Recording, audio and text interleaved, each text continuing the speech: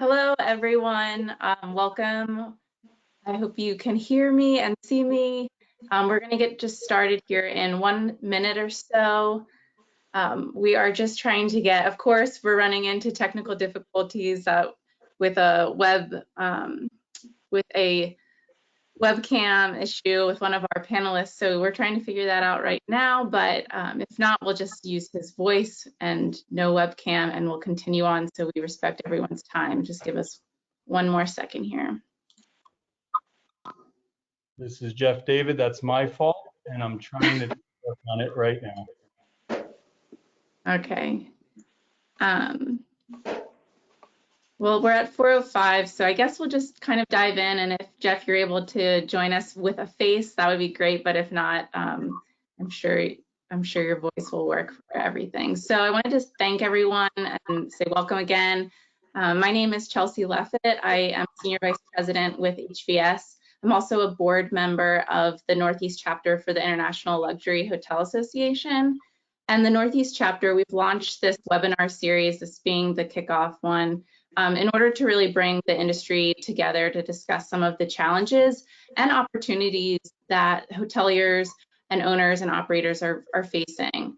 So today specifically, we're going to be discussing how hoteliers are preparing for the reopening and recovery, and how they're going to manage that process in a post-COVID-19 era, basically. We would like to keep the webinar interactive. So if you want, leave comments, questions in the chat, and we'll hopefully answer some of those towards the end of the webinar if we have some time. So I also wanted to mention, excuse me, I have a cough. I also wanted to mention that today's webinar is sponsored by VS Importing. So VS Importing is actually a really cool company. They deliver quality Spanish and Italian wines in what's known as a poly keg, which is an FDA PET approved recyclable keg that's filled right at the winery. Before starting our session and roundtable, we have Neil Hughes, which is the Director of National Accounts with VS Importing. And if we could have him come on and share briefly their sustainability and sanitary benefits along with the poly keg, which obviously will be essential in the changes that are being made globally as a result of the pandemic. So Neil, I'll hand it over to you real quick. Thank you, Chelsea, and welcome everybody. I look forward to the panel's discussion. I know that a lot of you are from a different part of the house, and I'll ask that if you have connections to the food and beverage and or the banquet and event catering departments, that you share this information. Granted, there is a lot of things that, as you relaunch the openings of your hotels, that you have questions on. This is a very minute part of it. One of the things that I can go through a list of the benefits, but that would take quite a long time. So I'll focus on the post-pandemic side of this. One of the things that we did not expect when we first launched with this innovative way to deliver premium house wines into the different verticals, whether it would be the bar, restaurant side, the catering, banquet side, arenas, cruise ships, etc. One of the things that I don't think any of us anticipated was we were going to go into a world where everything stopped and we had issues tied to sanitation as becoming now a forefront. One of the things, one of our board members made a comment that it's very unique that the wines that we deliver are actually kegged at the winery, so that the person who actually picks the grape is the last person to touch it before it touches the customer's lips. So you have something that goes into a standard tap system. So once everything is installed, when somebody is doing an order, they're simply taking the tap handle and pulling it, similar to producing a glass of beer. So obviously the one thing is you want to have premium wines, and we will be happy to do a virtual wine tasting with everyone to show that these wines are in fact superior to the majority of what we call the house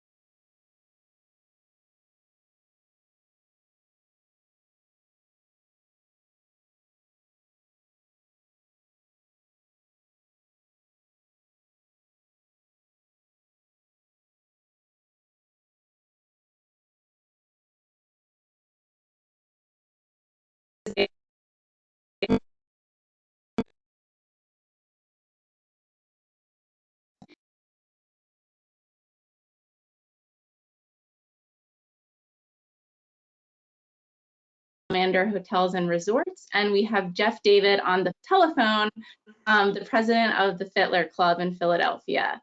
So jumping right into things, if everyone could speak briefly on kind of their state of the union to their hotel operations. Are your hotel operations open, or have you partially suspended some of the operations, fully suspended certain hotels, and at this point, do you have a timeline to reopen?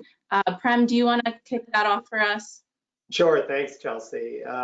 We closed our properties during the week of March the 23rd to March the 27th. That included 4 resorts and 1 hotel. We are in the luxury segment, and our resorts are also fairly large operations. So we did it in the best interest of safety for our employees and, of course, our guests. Since then, we've transitioned from everything that's involved with closing properly to reopening. And I'm happy to say that we're going to reopen the Henderson, which is in Destin, Florida, tomorrow. So our team's been working hard on that. We're going to open the Hotel Bennett in Charleston next Thursday. Our flagship property, Salamander Resort and Spa here in Middleburg, Virginia, will open on June the 11th. We'll announce that in a couple of days. And then our golf resort in Innisbrook, which is near Tampa, Florida, is already open for golf operations now for almost 3 weeks, and we'll talk about that later. But we'll open the rest of the resort in June as well. Unfortunately, our wonderful resort in Montego Bay, Half Moon, is caught up in the governmental restrictions, and so it's unclear as to when that resort will open. But I'm happy to say we opened golf there too. We have a fantastic Pete Dye golf course that we opened a couple of weeks ago. Our enjoying playing, so we'll start rolling out the resort in phases. Great. And Romy? Yeah, so once COVID-19 hit, we went through a very analytical exercise across our portfolio to kind of determine what is the break-even point of the operation in terms of the open versus the shutdown scenario. And our goal there from a financial standpoint was obviously to make sure that if we are staying closed, that we've got enough to kind of cover the carry costs. But also, if we are staying open, that there is enough of business, or we're shrinking down the operation to a footprint to where it's a sustainable model. So we went through that exercise very quickly and determined that roughly about 35% of our portfolio fell in the bucket that we needed to shut down. There was just not enough business and the type of business for it to be sustainable. So we shut down about 35% of the portfolio. We were able to keep the other hotels open. We are working through reopening plans right now for several locations. It is on a market by market basis. It is based on the type of mix of sales at each hotel. But our general view is when we do reopen, the operating format and the operating model of these hotels is going to be dramatically different than it was when we shut down.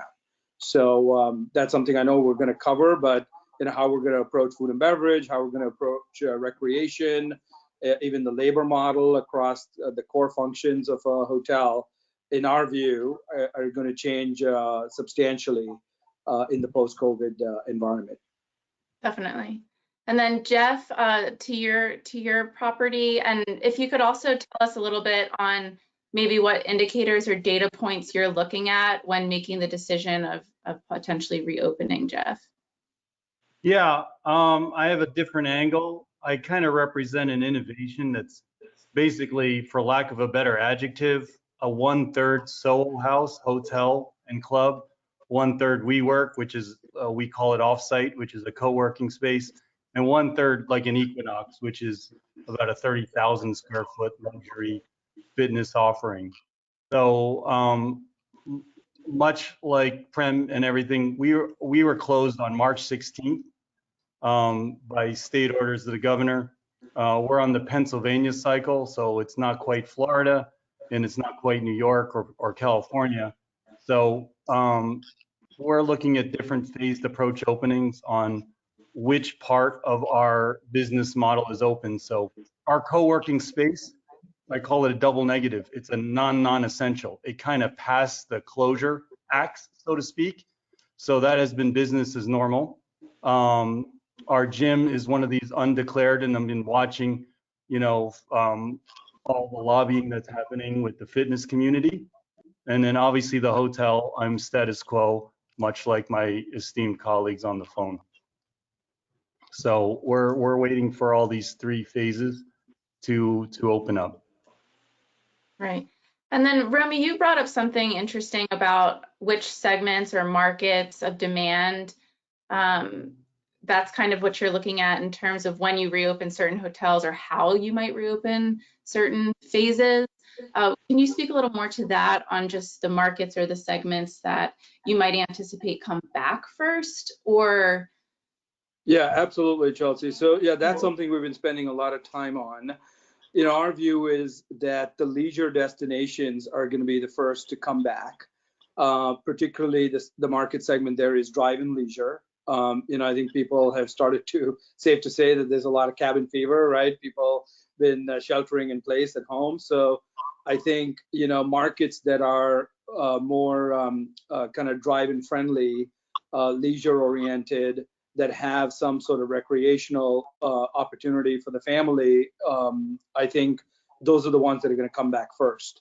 In terms of the transient side, business transient is really dependent on kind of the strength of corporate balance sheets, how CapEx kind of starts to come into the sector. So business travel, I think, will be dependent on that. But my view is that it'll come back after leisure. Small group will be the next to come back, and that'll take some time. And then the last segment to come back will be large group. And that's going to take a long time. And there's got to be some things that have to occur as it relates to that. And, some of that is, much more widespread testing, and also, vaccine. We're talking to certain meeting planners that are clearly telling us they will not have a group meeting. They will not book one. They're not looking at one until and unless there's a vaccine out there. And is that any size meeting or certain sizes? On large group, I kind of view that as kind of, on peak, that's 300 and plus room nights on peak. That's when you have a lot of banquets and catering business, multiple meals a day. The average length of stay is much longer. So I think that's the business segment that's going to be challenged the most, and will be the last to come back. So, a lot of what we're focusing on is, drive-in leisure, or, if it's a quick a flight or a quick train ride into the destination, and we can target that customer and steal some market share through digital strategies and those types of things. That's what we're looking at, because that segment actually is starting to show some signs of strength already. There are markets where we're seeing weekend occupancy get up to 55-60% even, and it's primarily coming from that segment. So weekday business is still pretty low, kind of in that 20 to 30% range in those markets, but weekend business consistently for the past couple of weeks has been in the 50-55% range. Interesting. Is that certain areas of the country, or? Yeah, so we're seeing that in places like Florida, for example. We've got a large golf resort there. So as soon as the county opened up golf, we had a lot of reservations. The members started to come back. And then we opened up food and beverage in a very limited format, because the kind of the broader executive orders across the county were still in place for shutting down food and beverage. But golf's open. The beaches are starting to open up in Florida. Palm Beach already opened up its beaches. Broward County and Dade will follow shortly. We're seeing some level of activity. We've got a resort in Napa, so we're seeing some drive-in business there in wine country. The tasting rooms, unfortunately, are still closed, so that's a big driver. But to the extent we can create some programming on property and on site to drive some of that demand, that's what we're looking at. So it's slow, but it's starting to come back, and it's clearly the one segment that's significantly ahead compared to the rest of the market segments. Right. And Prem, are you seeing or thinking the same thing in terms of your segmentation or demand? Yeah, I certainly agree with everything that Romy has said. I would emphasize the drive market. We're fortunate, we have a small collection of properties, and 4 out of the 5 are true drive market destinations. So we absolutely feel that the majority of our marketing spend is focused on drive market. I think that people are going to be very reticent to fly for quite a while. And while there will be some, that's not where our focus is for these properties. We are seeing the same. I mentioned we're opening in Destin tomorrow. We started our campaign of social and direct marketing approximately 3 weeks ago. We hit our max for our first weekend of 50%. From a safety standpoint, we did not want to occupy more than 50% this weekend, and we've hit that. For Memorial Weekend, we are practically at 75% now, which is our max that we want to do, and the max that's really practical for us when you take into account the social distancing and other restrictions that the state of Florida has put on us.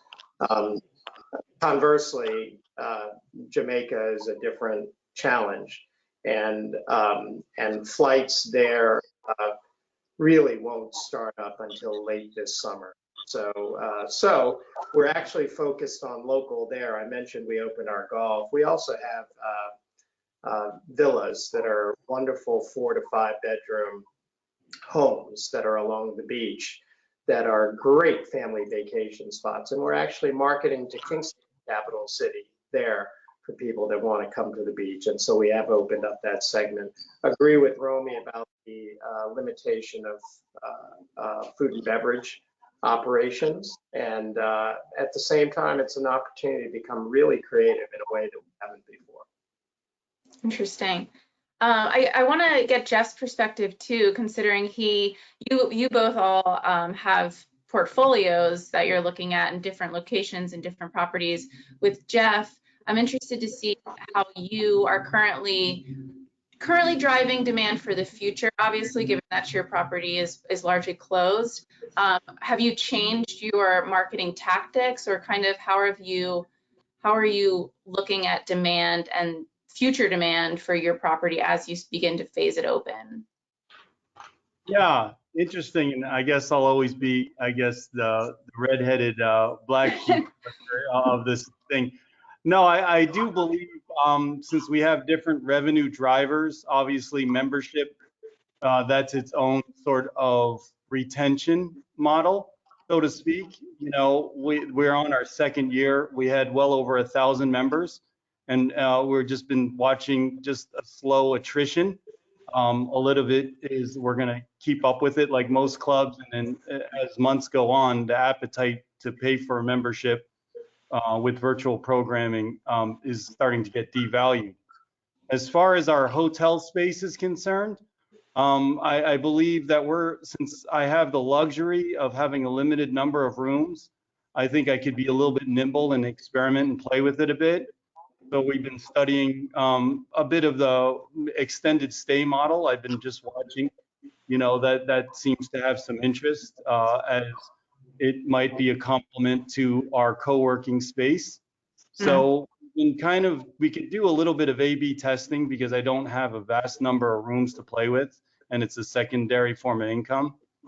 And another driver is banquet space, much to my peers on the call. Same thing. I think it is the small groups, and then this appetite. I think we're in this zone, maybe it's 18 months of post-COVID and pre-vaccine, where this consumer confidence of large gatherings will happen. So I just echo the sentiment of all of we're watching. We'll probably cancel out the big conventions, but slowly just play with the market right now. So I think I'm blessed to have a little bit of nimbleness, but again, I'm in the same boat as everyone else. Yeah, yeah. And our costs to reopen, and we can go through each of you, kind of everyone's perspective, are the costs to reopen these properties comparable to like actually opening a property from the get-go? Or are you finding that it's a lot easier to reopen a property that was once open already? I want to hear Romy's experience. Yeah, so not surprisingly, you'll hear the asset management take from me, and my friends on the operations side that are on the call will are familiar with this. I don't think the reopening costs are as high as pre-opening costs. Flat out, I don't believe that, because you have for pre-opening, there's a lot more setup time. There is labor involved. There's corporate personnel traveling to the property for an extended period of time to train a lot of the staff and get the hotel open. The idea from an ownership standpoint, the reason we kept a lot of the staff actually furloughed and did not terminate them, it was a strategic decision. It wasn't just a financial. In fact, it was more expensive to in some cases to furlough than to terminate.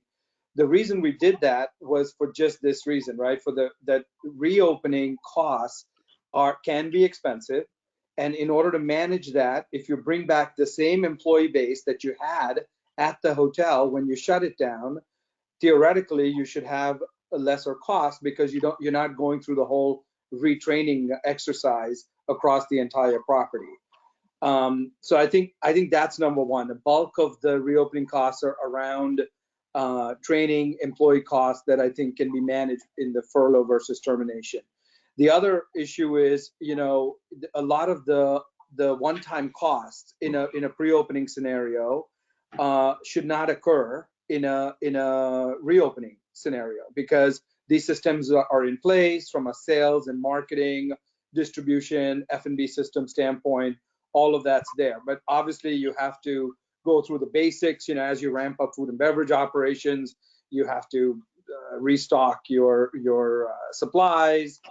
Those usual costs will be there, but I think the big savings opportunity is to try and bring back the same people that you had and avoid the cost of extensive training. So I expected Romy to say that, Chelsea. He's been practicing with operators for the last month, I'm sure. But no, I'll tell you, you know what, we're a little unique because we are an owner and operator. We own 2 of our properties and operate them, and then we third-party manage 3 of our properties. So we look at it in the same perspective, and there's no question that the costs are not comparable between a actual opening of a property and what we're doing here. But I think that at the luxury level, you do have to devote resources to training in the reopening, and it's training that is different training. We are actually in Destin, for example, we are training every level of employee on the safety issues, which are going to be tantamount and critical to our reputation. That'll be the same for every property. It's really interesting. I think one of the strengths of our marketing is always reputational. And I think the new norm is going to be reputational from a safety standpoint and from a genuine care standpoint. So we are putting resources into that. Most properties have inventory that was already existing. It's normally in the pre-opening period, you're buying all of those things as you're getting ready to open. So most of the properties have inventory, and so it's really the PPP, or the personal protection equipment, that we have to add in. There are clear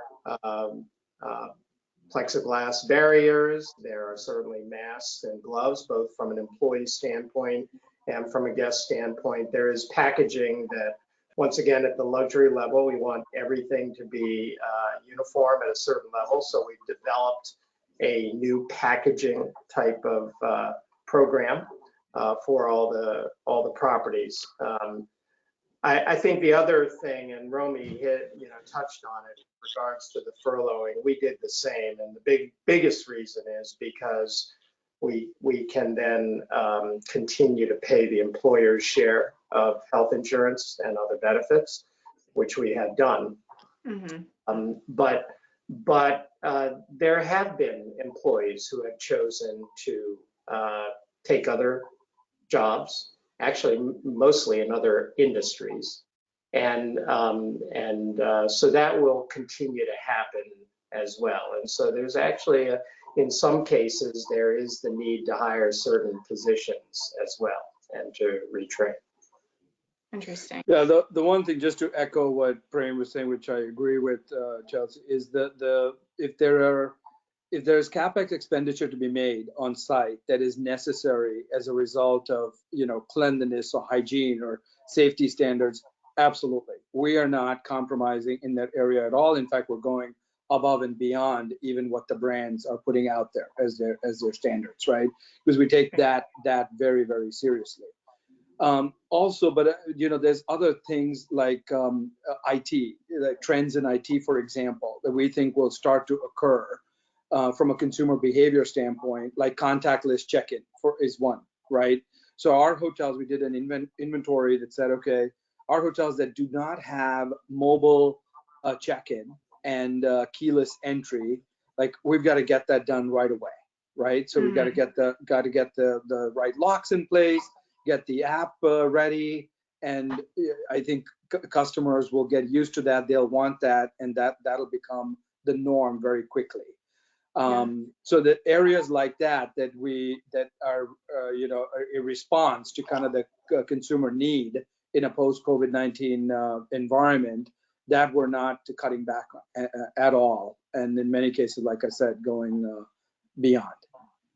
How does this tie into your perspective on like the liability behind everything and the guests, whether it be the guests or the staff, and the liability that the ownership group or operator might have as this all rolls out? Yeah, maybe Jeff might have a perspective. Yeah, it's really interesting. If this is a court of law, contracting a virus is circumstantial, not forensic. So you almost want to like filter out the hysteria that if I don't clean my elevator, someone's going to get a virus by pushing my button.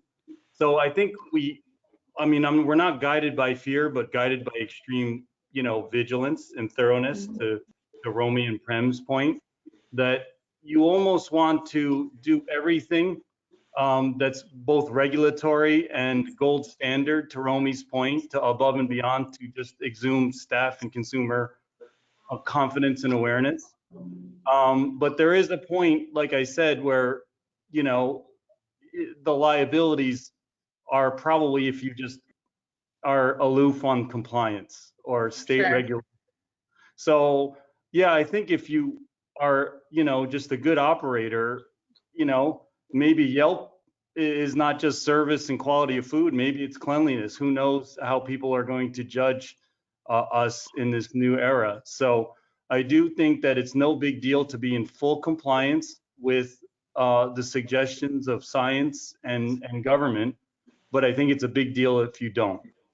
So you're right. I think that's how we treat liability. And also with the luxury point, again, the aesthetics of the IT, the FF&E, and the OS&E, however marginal, definitely needs to look like its sense of place. So you kind of don't want the stickers you see in the supermarket as the stickers you see at your front desk.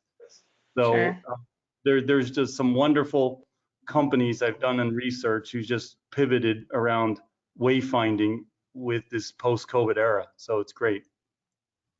Sure, Jeff, then keeping with you, are you, or I guess switching gears a little bit, speaking more to the operations side of things, and as you reopen, we can kind of talk individually about this different departments, but can you give us an idea of how you plan to reopen, or maybe operations that will definitely change going forward, given the situation and the end, hopefully, obviously the end, but of the pandemic at some point? Yeah, much like a reopening, not a pre-opening, part of the advantage is you could mobilize and galvanize the team quite quickly. So we obviously know that the news cycle, the governor at any point can announce that something is open starting next week. So instead of this critical path you're used to on a pre-opening that you have like 8 weeks to opening, this is almost like being on standby. So when you juggle your PPP budget and everything, you almost need to understand that there is this window on a moment's notice that capitalism could win or like health and humanity could win. And I think the answer is in the middle, right? So it depends. So I think you just have to be highly prepared that as if you're going to open probably half the time as some of the speculation, just in case. I think there'll be a peer pressure. I think people are watching Georgia and New York right now. And there might be this peer pressure, whether it's public opinion or government lobbying, that we could open anytime between mid-June to late July and just get prepared that it could be stalled or sped up at any given time. Sure. And are your operations on a departmental level expected to change? Would you say drastically, modestly? How have you been looking at your specific property? Yeah, I read a great article that said, Depression era values can build great culture. So I would be remiss not to honestly not tiptoe around the subject that this is an opportunity to be frugal, be flexible, and obviously, stay positive. So frugality, flexibility, and persistence is what's going to carry us through. So if we have to think labor staffing as we ramp up a soft opening or anecdotally get our sea legs under us, it's the same thing. Like I said, I echo the statements that everything will be limited till we get full force again. And that's obviously correlated to either occupancy or spend or both. So yeah, Sure. I think definitely there's an efficiency in frugality, a rethinking. There's an opportunity to restructure based on both the economic conditions, but also most of us operators had it in the back of our minds anyway. So I never want to make opportunity at a crisis, but that's definitely a restructure is much needed. And we're all faced with different climates of economic conditions. So yeah. Absolutely. And then if we could talk a little bit on a departmental level, and Romy or Prem, I'll pass the buck to one of you, from whether it be a rooms department and housekeeping standpoint or food and beverage. Do you guys have any thoughts on how that will unfold or change, or maybe even what the guests should expect, but also what your staff should expect? Romy, please. Yeah, so we think on the rooms department side, housekeeping obviously is going to be a department that changes substantially. A lot of what the brands have put out requires no housekeeping service during a stayover. So we think that's an opportunity for labor efficiency and increased productivity, because you simply don't need as much labor, right, when you have X level of occupancy and you're not going to be doing daily housekeeping service for a hotel that has an average length of stay of, let's say, 3 nights, right? Now, the flip side of that is the deep cleaning protocol at checkout is going to be more involved and will take more time than a standard checkout. So that has to be factored into the analysis. But in doing the quick math, our view is there should be somewhere between a 30 to 35% savings on the labor side because of moving away from no housekeeping service at during stayover and a slightly more involved, deeper cleaning at checkout. That's not to say that in a luxury environment, obviously it's available at request, right? So for the hoteliers on the operations folks, you're familiar with the Green Stay program, right? Which was the opt-in. You had to opt into the program to not get housekeeping service. We're kind of viewing it differently now, to saying it's an opt-out, right? So Mhm. if you want housekeeping service, you want to request it. So I think that in the rooms department, there's a real opportunity for labor efficiency there in this new model. But I also, on the food and beverage side, I think is where the big opportunity is going to exist as well. We are going to fundamentally change F&B operations in certain boutique lifestyle hotels. We're already starting to think through group boxes once the business does come back. How does banquets and catering look like in that environment? Like for banquets and catering, you no longer will have buffets. We will not have it because of safety concerns, right? We won't have breakfast buffets in our resorts and other hotels. So what that creates is an opportunity to have a pre-portioned meal that a customer can select in advance, right? That's ready for them in a very clean, hygienic kind of format, and be given to them at table service. But so that avoids, food wastage. There's an opportunity to control food costs better, and also to control labor costs, right, from a culinary standpoint as well as front of house. So, I agree with Jeff. I think in the crisis is inherently an opportunity to restructure the operation primarily from a labor standpoint, but also other ancillary variable cost standpoint, to be a more efficient hotel on the other side of this. And we're looking at every single area as it relates to that. Definitely the rooms department and food and beverage, which are the big revenue drivers, but banquets and catering and other recreational areas as well. Yeah, and I'll add to Romy a little bit. Everything he says are things that we're looking at. From a housekeeping standpoint, turn down has been a standard for our guests. That's where we are pulling back, because just doubling the touches that you have on a daily basis in the room is dangerous. Obviously, it's available upon request. But at the same time, we are cleaning the room every day. We are also resting the room. So in addition to giving it more time for cleaning, we are practicing right now. We're practicing the room sitting vacant for 24 hours. And that takes a rotation in order to get to that 75%, but it's very possible to do that. And so we want to do that in the short term until we are very, very comfortable that all of the sanitization measures are being taken. We're also using technology to be able to clean the rooms in a different way. And that actually, I think, is going to be that's not a short-term measure. That's a long-term measure, as are many of these things that we're looking at. Many of the things that we're talking about today are not just until they find a vaccine.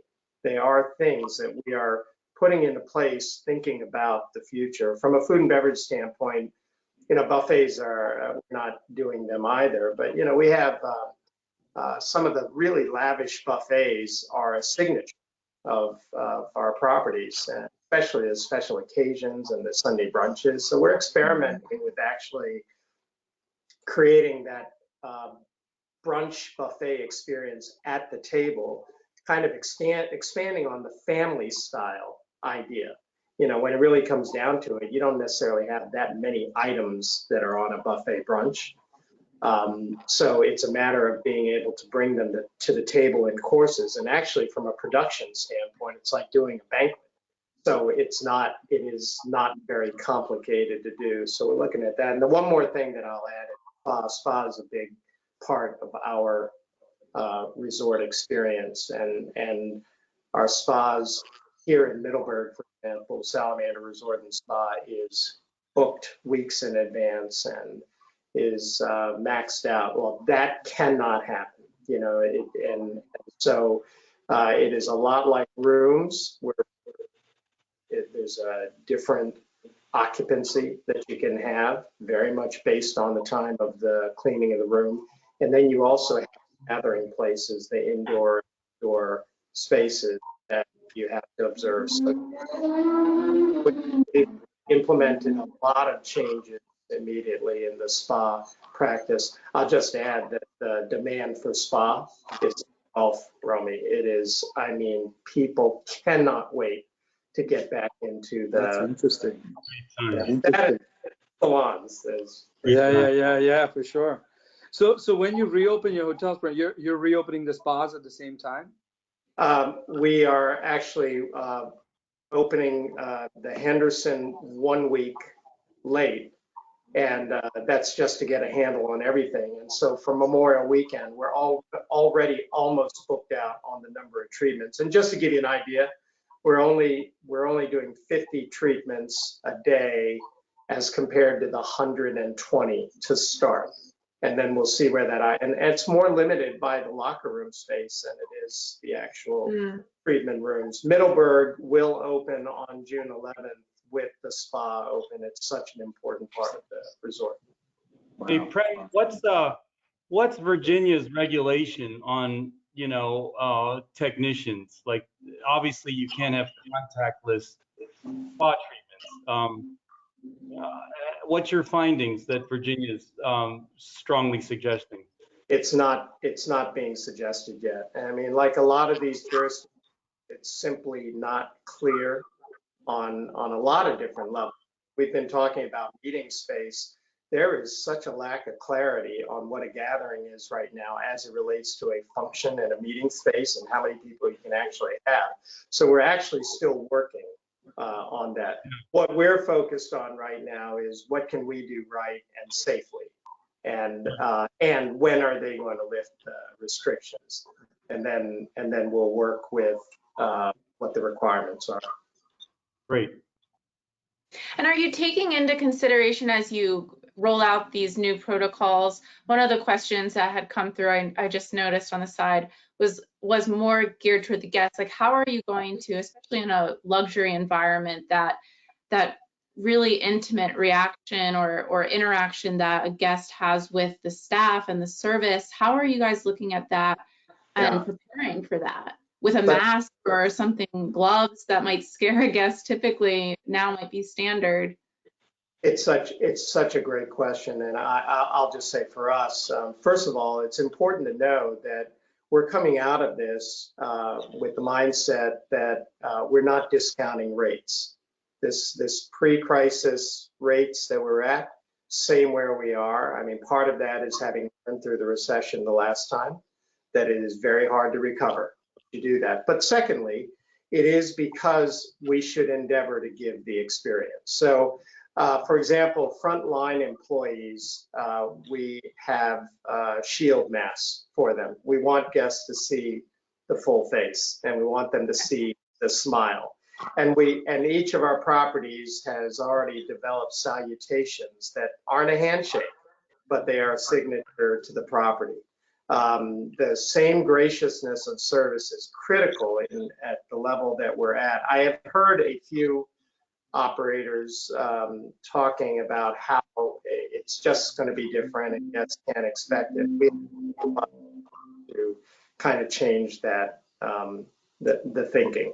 And so I'm confident that our employees are our strength, and they're the ones with the passion to please the guests every day. And they're excited about the opportunity to fight through all of these barriers and deliver a 5-star experience. Great. Yeah, just to kind of add to that, that's kind of the way we're thinking about it as well. I think the opportunity for us is, in this new environment, the service and the hospitality is really what's going to distinguish the experience, right? So if a hotel was providing a certain level of service in the luxury environment anyway, it's an opportunity to take it, several notches above. And we're talking about, because everybody has a different view on what they'd want in a hotel stay coming out of this, we're talking about ways to customize the experience, right? Tell us in advance what you'd like to see and do before you come to the estate in Yountville, right, which is one of our hotels, and you say, okay, tell us what you'd like to do, and we will create that itinerary for you, right? Completely customized stay, as though you're going to, a good friend's residence, right? kind of the house in wine country, and that's how personalized it'll be. We will assign the butler to you and essentially execute the itinerary that you want. And to Prem's point, which that needs to be the ad for the hotel business, right? Going forward, we cannot discount rate. If anything, there's an opportunity to try and drive further because we are doing more as a business, as an industry. The cost structure has gone up, and therefore the value has got to be shown. And I think that the customer is willing to pay for that experience and that value. Sure. Jeff, were you going to say something there? Yeah, no, I agree. I think we all learned from the recession, and I'm going to make this public cry for collusion, that no one should really discount rate. That's kind of a bargaining attitude where you need to be creative. And I do think that I give some great kudos to a lot of hoteliers out there. I thought it was clever that Kempinski, who's already opening in Berlin, and they're actually taking a tribute to the white glove butler service. So all their staff are wearing white gloves as sort of an ode to the old luxury tuxedo, and deboning Dover sole, but in a way that's also an optical cue to say that we are being creative with whether it's face masks or white gloves. And I thought Arnie Sorensen was really genius, and I'm sure there's Marriott people on here, to be the first to have a photo shoot and a video shoot of a housekeeper in a mask and an electrostatic gun, which that no one knew what an electrostatic gun was 2 months ago. But just the fact that they had the foresight to say, this is an advanced yet approachable technology of this atomizer mister that seems to be spraying down a hotel room and like a hotel lobby. And these are like little marketing physical cues that I think you could do a brand promise and figure out later. That's a very low OS&E cost. And just hopefully, all the cleaning solvent people also don't gouge us, obviously out of opportunity, because it is a capitalist society. But I thought it was very interesting how this spurs innovation and creativity. So yeah. Sure. And to that too, are you looking at this reopening and then thereafter recovery as really an opportunity to retool the business and find more efficiencies, find ways to drive profitability somehow that maybe you never even thought of before? Yeah, I have a different business model, obviously. So our angle is we're angling and focusing on community.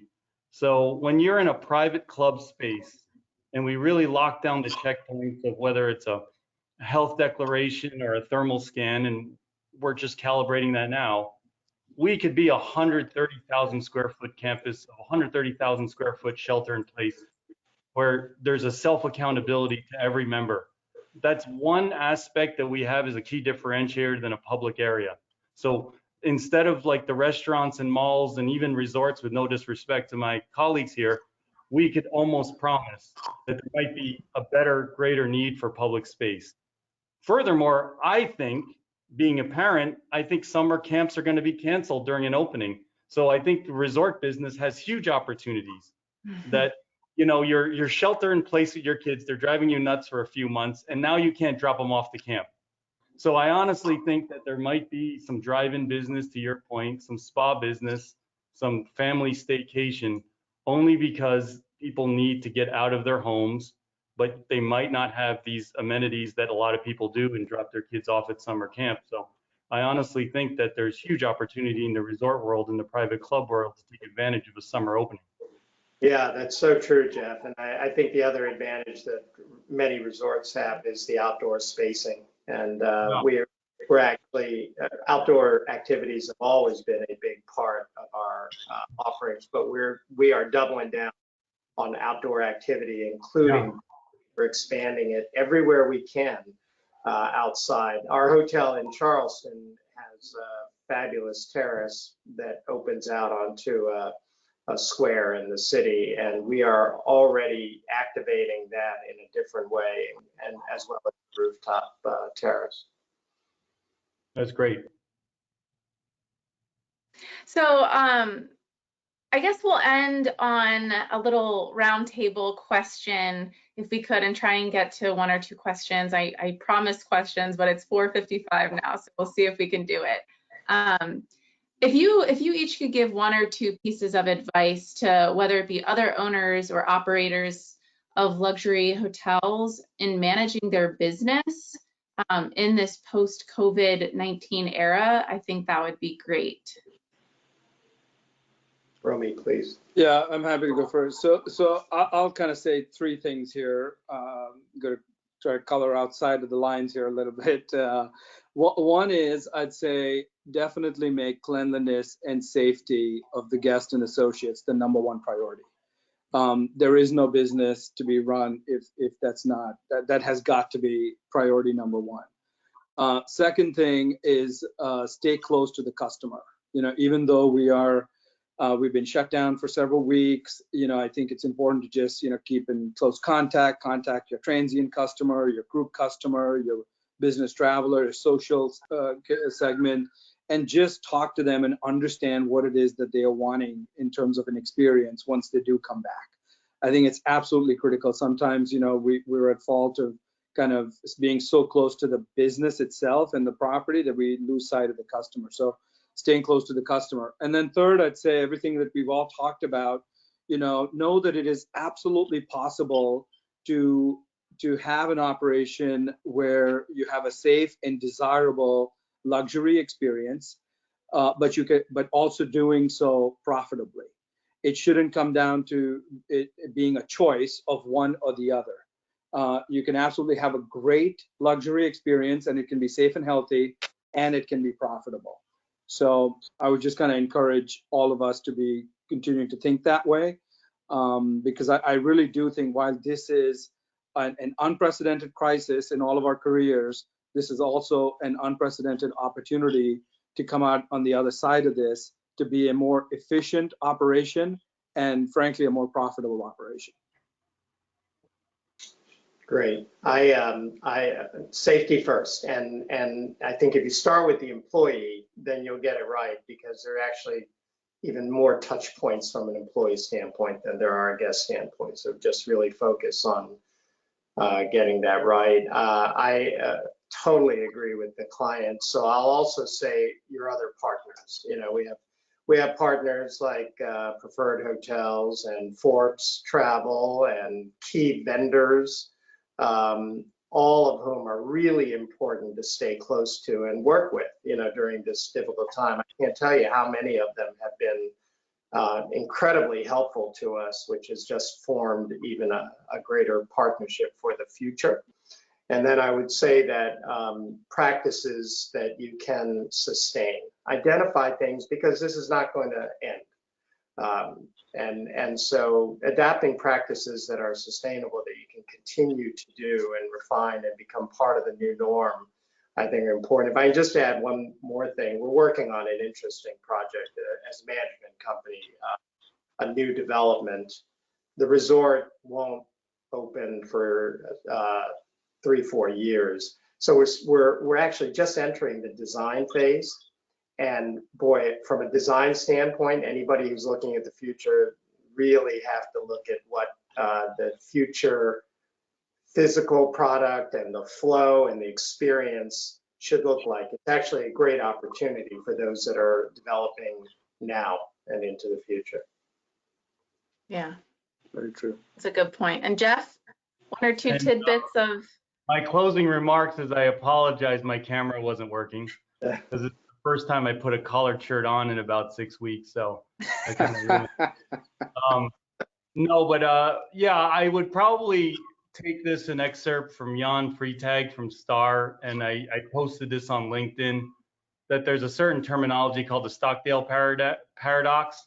And basically it means that, you know, you retain the faith that you're going to prevail at the end, regardless of any difficulty. You have this unwavering faith that you will end up in top.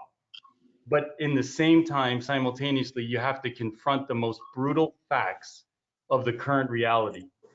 So I know anecdotally, you and I talked, Chelsea, about like 4 years to retain RevPAR and whatever the statistics or algorithms may be. I think that you just, as far as leadership is concerned on a local and global level, if you're just not unwavering, that you're not going to come out on top, the staff's going to feel it.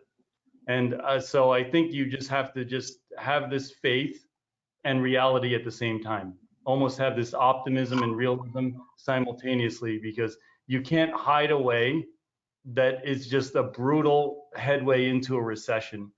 And you have to see that there is a new normal of extra maybe housekeeping costs or whatever. But in the end, to my last point was, it's all about the market need, not about the market timing, right? So some of the best companies weathered or started during recession, and you really got to just understand that the resolve and resiliency is going to be global, and it might mean 18, 24 months of dark ages, but at the end, the long-term asset of your properties will prevail at the end if you do it right. That's great. Great to end on that. I like that.